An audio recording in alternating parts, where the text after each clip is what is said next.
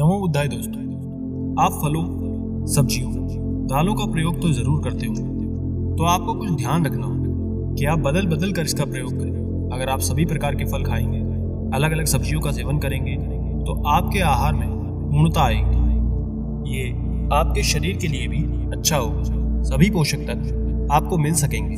ये सब कुछ तो ठीक है, लेकिन क्या आप ध्यान रखते हैं कि जिस फल का आप सेवन करते हैं उसकी गुणवत्ता कैसी है? क्या उसे भी बदलने की जरूरत है?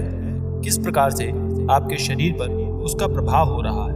क्या निरंतर गेहूं की रोटी का प्रयोग करना आपके लिए ठीक है? अगर आपने अभी तक ऐसा नहीं सोचा तो आज इस वीडियो को अंत तक जरूर देखिए, आपके लिए बहुत काम की है। वीडियो को शुरू करने से पहले छोटी सी रिक्वेस्ट, चैनल पर पहली बार आए हैं तो चैनल को सब्सक्राइब करके बेल आइकन जरूर दबा लें और वीडियो को लाइक करके कमेंट में नमो बुद्धाय जरूर लिखें। आज आपको ये समझ आएगा कि रोटी के विषय में इन चीजों का ध्यान रखना है।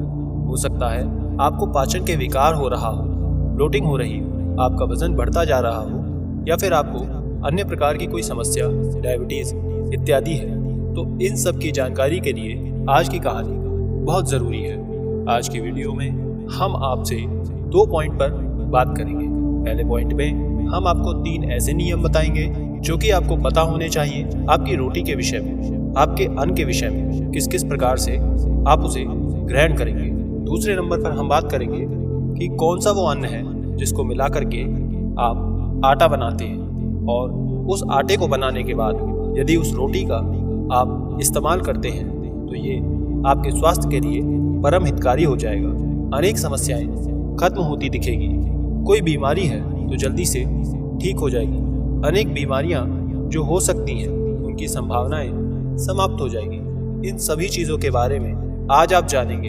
तो आइए जानते हैं इस विषय के बारे में। एक बार की बात है, एक शिष्य अपने गुरु के पास आता है जो कि आयुर्वेद के बहुत बड़े ज्ञाता थे, और अपने गुरु से पूछता है कि गुरुदेव, आप तो आयुर्वेद के ज्ञाता है, आपको सभी चीजों की जानकारी होती है कि आपको क्या खाना है, क्या नहीं खाना है, क्या हमारी सेहत के लिए अच्छा है।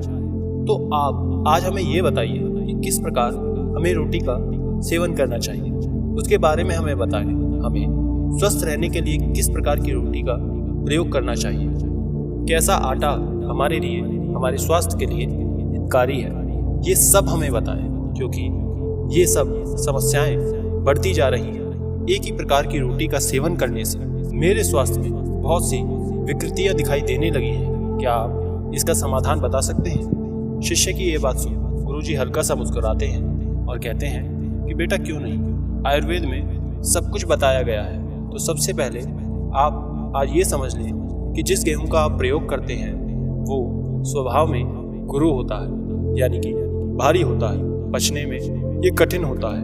अगर आप गेहूं की रोटी भरपेट खाते हैं तो आप समझ लीजिए कि आपने अपने पाचन तंत्र पर दबाव डाल दिया है। अब बात आती है कि इससे होता क्या है। तो इससे पाचन का विकार होता है, उससे अधिक संभावनाएं हैं कि आपके शरीर में तमोगुण बनेगा, जटिलता बढ़नी शुरू हो जाएगी, आपको आलस आना शुरू हो जाएगा। अनेक व्यक्ति कहते हैं कि हम सुबह उठ नहीं पाते, रात्रि में देर से खाते हैं, ज्यादा मात्रा में खाते हैं, और ये गेहूं की रोटी को खा करके सो जाते हैं, जिससे सुबह उठने में आपको बहुत ज्यादा समस्या होगी, दिन में आलस बना रहेगा। कई व्यक्ति कहते हैं कि हमें दिन में भी आलस आता है, नींद आती है।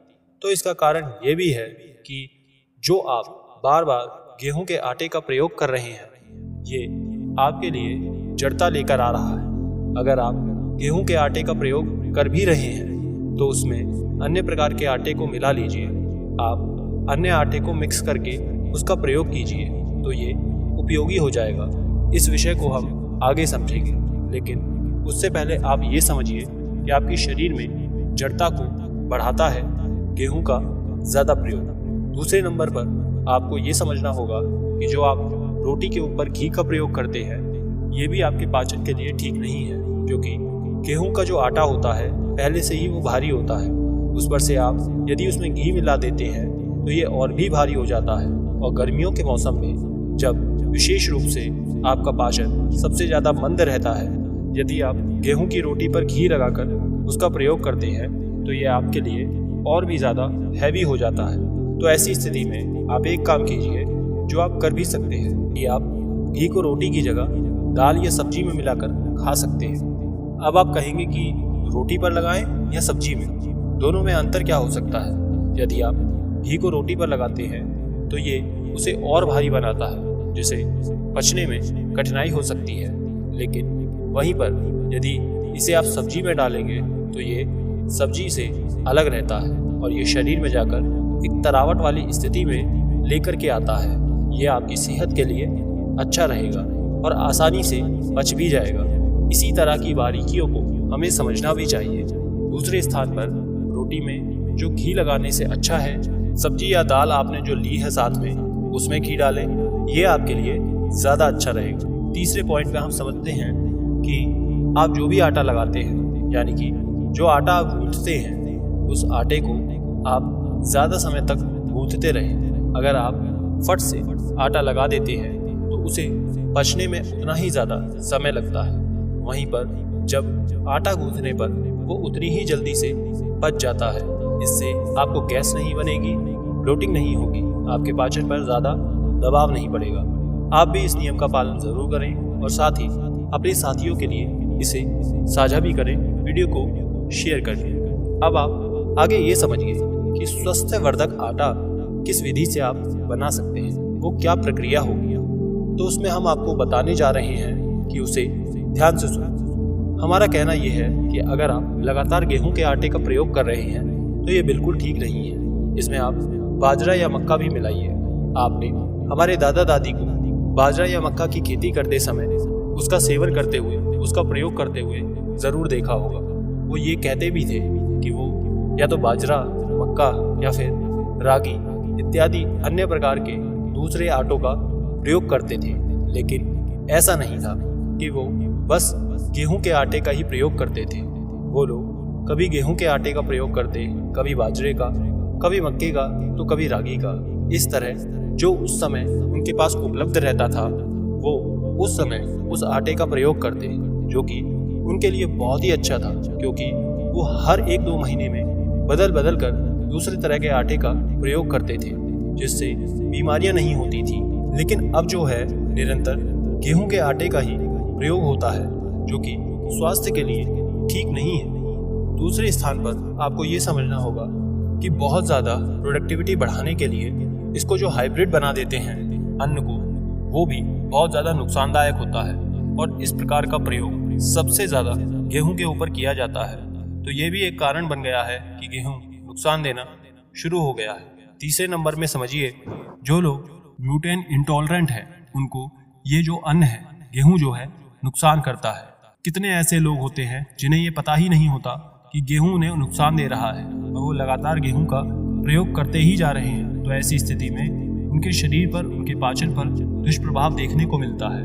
तो जिन लोगों को ग्लूटेन की समस्या है उन लोगों को भी उनका त्याग करना शुरू करना चाहिए और दूसरे प्रकार के अन्न पर जाना चाहिए। तो गुरुजी कहते हैं कि अब बेटा तुम ये बात को समझो कि किस प्रकार से हमें आटा बनाना है। तो सबसे पहले हम गेहूं के साथ कौन से 4 अन्न मिलाते हैं जिससे वो परम उपयोगी हो जाएगा। साथ ही साथ हम ये समझेंगे कि आपको गेहूं का प्रयोग नहीं करना है तो किस प्रकार से हमें आटा बनाना है। तो सबसे पहले समझ लीजिए कि आपने 10 किलो की मात्रा में अगर गेहूं लिया, तो यदि आप 10 किलो की मात्रा में गेहूं ले रहे हैं तो उसमें 3 किलो की मात्रा में चना मिलाइए, फिर उसमें 2 किलो बाजरा, 2 किलो ज्वार मिला, फिर उसमें आपको 1 किलो की मात्रा में रागी मिला देना है।